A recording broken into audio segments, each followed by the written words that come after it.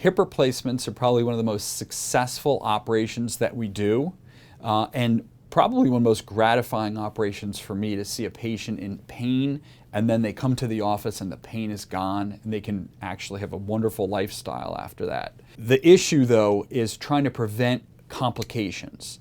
And so the main complication that we are concerned about and patients worry about is dislocation of the hip popping out of the socket. Dual mobility hips can actually reduce that risk substantially. The difference between a fixed bearing hip and a dual mobility hip is that in a fixed bearing hip, the plastic is locked into place and then the ball would move within the plastic. In a dual mobility hip, we now have the ball, the ceramic ball, locked into the plastic.